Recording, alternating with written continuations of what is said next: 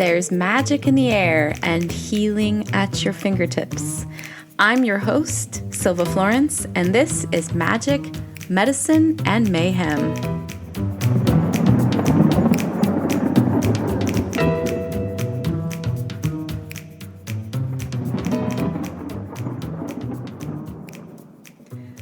In the summer, the days were long, stretching into each other. Out of school, everything was on pause, and yet happening at the same time.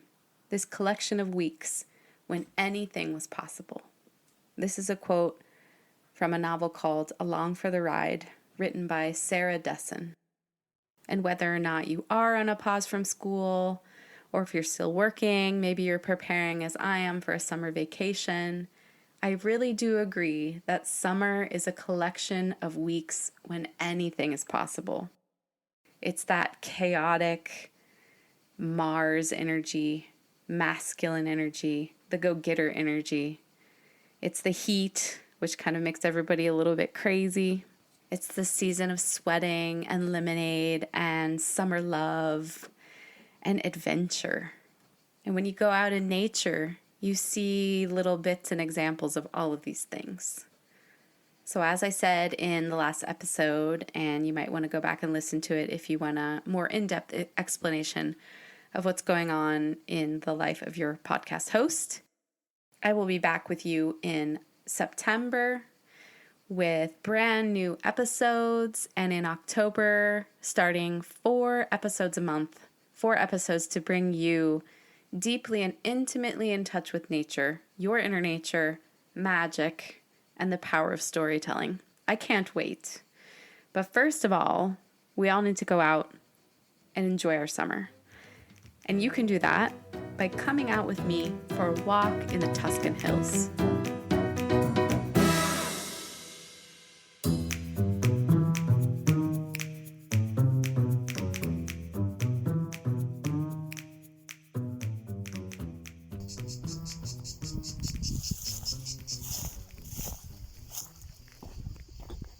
Are you ready to take a walk with me, my friends? It's August here in Tuscany. Hot, sweltering, says the breeze. And there's a white minivan. Thank you for not killing me. Swerved at the last minute. Italian driving, the stereotypes kind of came from a bit of fact, let's say. I'm almost to the top of this hill. Once again, on both sides of me, I've got fields of olive trees filled with cicadas, as you can hear. And in front of me is a 3-way crossroads. Just going to pause here in the shade of a really tall cypress tree. Just enjoy like a moment of shade before I start going down, because I just climbed up the hill above the town where I live, going in a different direction this time, and just kind of describe to you what I see. This is a really beautiful area because, let's see, looking back from where I came, you can see Secchietta, the tall mountains that are part of the Apennine mountain range, and the steep hill diving down into the valley that I came from. And the sky is just blue. There are just there's like a line of white fluffy clouds above the mountains. And actually, as I'm looking, I can see this little teeny tiny spider rappelling down from this tree. He's got his body all tucked up, so he's super aerodynamic. In front of me is a street called San Martino di Quona that goes up to a little church, the Church of Quona. And if you follow the street up, and all the way to the end, you reach where there used to be an old castle. Right now, all you can really see is just a hump and a few ruins, if you know where to look, a few stones. And this is a castle that existed in 1000 AD. And And then there's another road just to the left of this road, the corner road, that goes towards, eventually, it winds through, it's kind of along a ridge, past vineyards and little houses scattered about, patches of forest, and it ends up at a windmill, which is really cool. But I'm going to go left. So I'm going to say goodbye to this knobby pine that is giving me such great shade. Thank you. I can see the sun shining through a spider web at the moment when I look up through its branches. Spider webs are amazing. Perfectly symmetrical. Perfectly round. And you can see little bits of rainbow actually when the sun shines through the little delicate strands. Pretty cool. So let's start walking down this gravel road. I've already done the uphill part because the last time when I was re-listening, there was a lot of huffing and puffing on my end, so I'm trying to save you all from a bit of huffing and puffing. So to my right is a hedge, not a well-kept hedge, like a wild hedge. To my left is the edge of an olive grove. Again, not a well-kept olive grove because the grass is about up to my knees and it's starting to cure very well. I can see in the distance this peach-colored villa with a pool that we call, the area here calls the German house, because there's always like German or Dutch sometimes guests staying there, and I'm a little envious of their pool. But let's go. So right now I'm going to pass another little villa complex that's been divided into apartments. There's an apple on the road. I don't know where it came from. Perfect green little crab apple looking thing. I'll just put it on the side of the road for some sort of maybe deer to find later. See a little butterfly. Actually, we're kind of going the same speed. It's one of those orange ones with black flecks. So the mood, the vibe in Tuscany is full on summer. Full on summer. So it's just before 11 a.m. and it's already about 31 degrees Celsius, which I believe is like 95 Fahrenheit. Today it's not too humid, but there's always a bit of humidity here in Italy, this part of Italy. So now the gravel road veers left. Kind of seems like I'm in the parking lot of this villa complex. Sometimes there's some dogs up to the right. We'll see if they start barking their heads off like they usually do. When I look up, I just see nothing but blue and the tips of oak trees, various fruit trees. This hedge of bay leaves here to my left. Bay leaves, very wild here. It's really cool. I don't think this plant minds if I pick a leaf. Then if you crush the bay leaf in your hand, it starts to kind of release like this spicy flavor. There's the dogs. There's the dogs.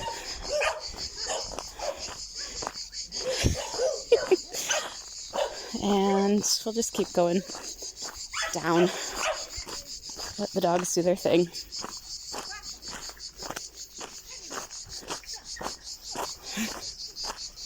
Oh, here's a lavender plant too. Lavender plant. Very fragrant. Very fragrant. With its teeny tiny little purple flowers. Lots of bees and butterflies as usual. They really like lavender. plants.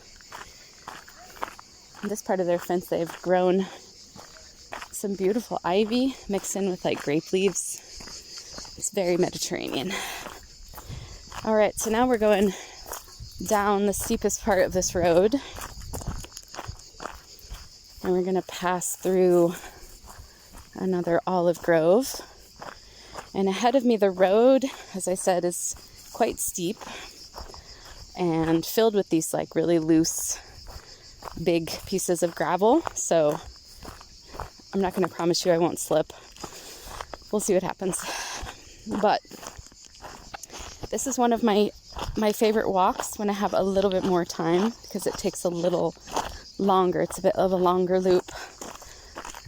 But right when you reach this point of the olive grove, it opens up on the left and you can see the entire mountain. So immediately before me, there's a field of completely cured grass. So it's like a golden tan color, and it's really tall. Actually, it's like as tall as me, and you can see it's like pushed down in certain places closer to the road. So someone, probably deer, I would imagine, has been bedding down here, has been laying here, because it's all completely squished in this area. And beyond this grass, I can see also some plants, wild fennel growing here and there, and a little bit more green, like a pale green. And beyond all this, this first hill drops off, and then you can see another hill, which is where I originally came from, because this area is just completely hilly and mountainous. The only flat spots are along the rivers, because Ponta Sieve, which means bridge of the Sieve River, is on the confluence of the Sieve River and the Arno River. The Arno River, which is the one that flows into Florence and goes under the famous Ponte Vecchio bridge with all of its tiny little jewelry shops perched over the water. So the only flat areas in this area, see, I told you, couldn't promise that I wasn't going to slip, are the areas that are along the river. And so everything else is either up or down. And now we're going down. And so now the olive grove is gone also on my right. And so I have like basically almost a 360 degree view of this area. So it's a beautiful, I really like this walk because it gives me a great view of the place that I live in. So as I said, there was the hill to the left beyond the cured grasses, and it's covered in these very perfect rows of olives and rows of cypress leading up to houses, vineyards. It's all very, very Tuscan. Ahead of me is the road, which continues to go straight down into a little swatch of woods, oak mainly. And to my right and kind of in front of me and the right is a long green hill completely covered in forest. And the hill, it seems like it almost makes three triangles, and they call this the piramide, the pyramids. And there's like a legend here that there's some ancient pyramids buried underneath of this hill. I don't know if it's true, but when the light shines on these hills, especially maybe in the evening or the morning, it looks like three pyramids. It's very, very curious. Very curious indeed. And as you look further right, there's the next town, which is called Witchy. And the curve of the river you can just barely see. And then the road that follows it, and everything else is blocked by another hill. And that's the direction of Florence, which is about 15 kilometers or 9 miles away, 10 miles away.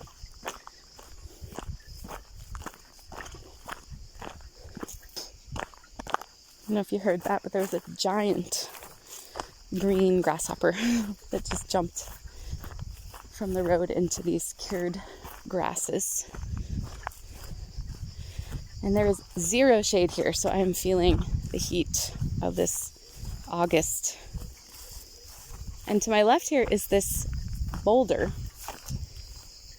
I always wondered how it got here, because it's this block of, I need a geologist, stone that's like a gray brown color, pale, like almost like peanut butter. And it's just, there's no other stones, there's no other rock, there's just beyond it a vineyard, and here to its right an oak tree. But I kind of like it. So hello, stone. Have a nice day, stone. Continuing onwards.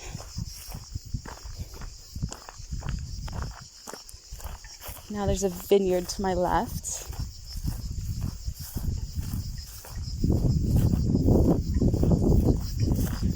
Oh, there's a lovely breeze today, which I hope isn't interfering too much with my storytelling, but it is definitely helping with the heat, keeping me cool.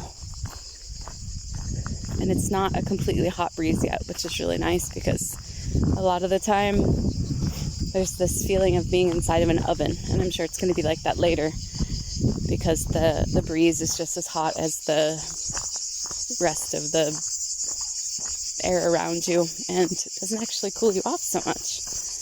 But right now it is.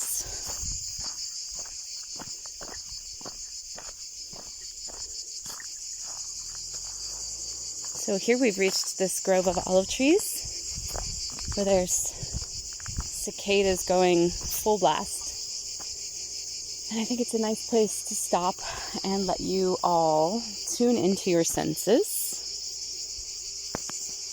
So start to imagine that you are here where I am, in this little grove of oak trees, with some dead leaves on the ground, a few moss-covered stones, see blackberry bushes. Here there's still green grass because there's shade, dappled sunlight, the cicadas, a comfortable breeze. Tuning into all of your senses. In the distance you can also hear a tractor. It's a very peaceful place.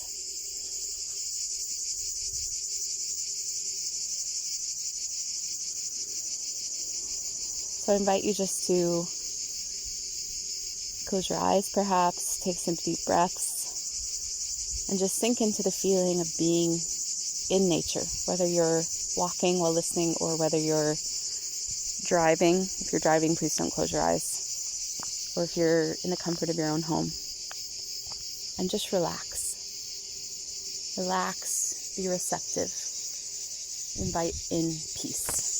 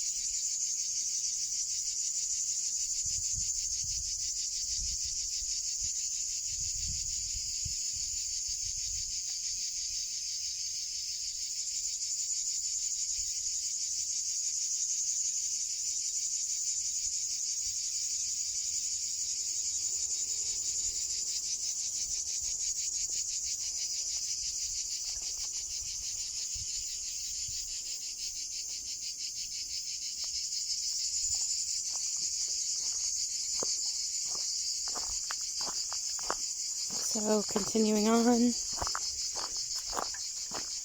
leaving the grove, leaving the cicadas behind to sing their summer song. And as I was just enjoying being where I was, not doing anything or planning anything or thinking about anything else besides just the fact that I was here, and felt very calm, very peaceful, and I was just kind of scanning the valley and scanning the air around me, and I noticed that the air, you know, like when you, in a cartoon, when you see there's an oasis in the desert, and it seems almost like a mirage, and the air is kind of like shimmering, looks like it's like sparkly waves because it's so hot. Well, that's what it's doing down below this hill right now, so I think it's probably a good thing that I'm headed back home. So this road, this gravel road that I'm on, does have a bit more shade though, which I've entered into another section of it right now where we're still on the ridge, but there's trees on both sides of the road, and on the left we're back to this row of oak and more native trees, and then an olive grove, and on the right vineyards, but vineyards that I can only see the top because then the rest of them follow the slope off of this ridge.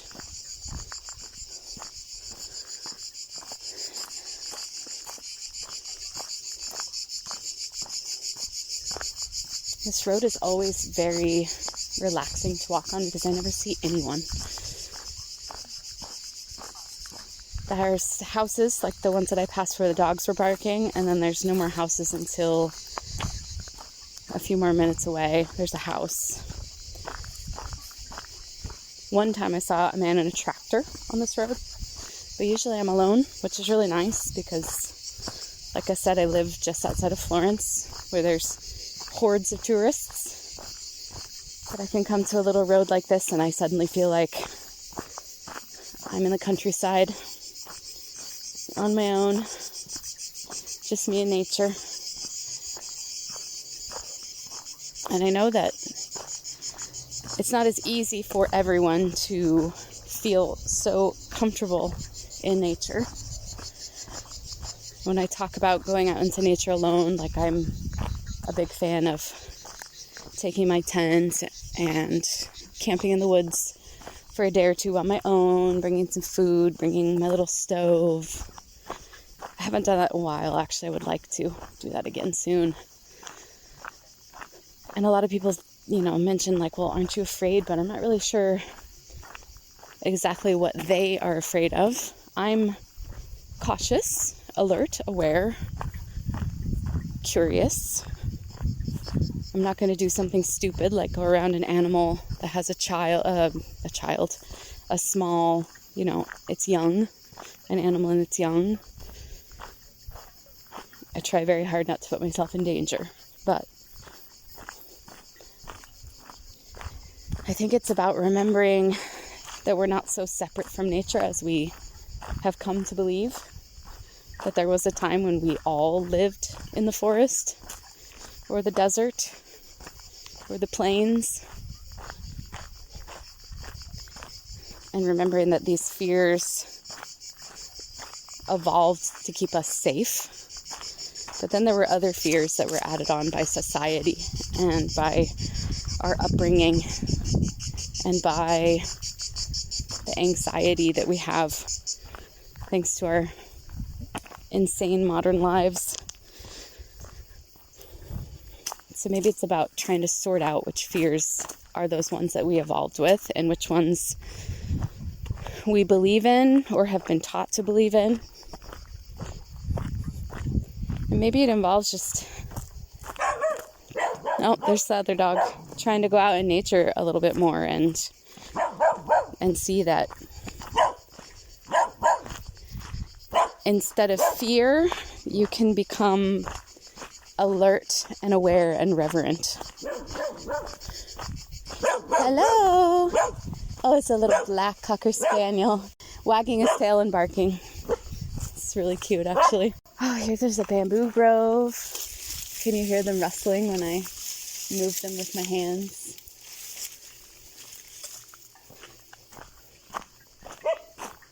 So now we're headed. Oh, there's a pheasant. Just ran out in front of me on the road.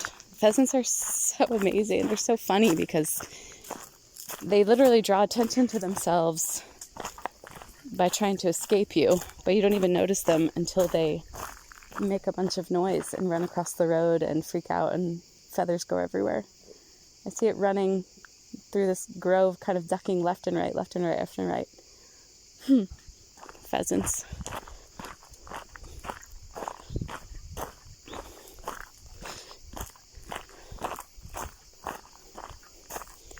All right. Reaching the final curve before I'm leaving the woods and I'm out in the baking sun. So I think it's a good time for us to say goodbye for now. Thanks for coming with me on this beautiful walk, this beautiful hot walk in nature. Thanks for bearing witness to the changing of the seasons with me.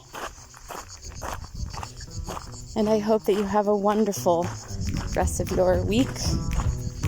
Until next time, stay wild.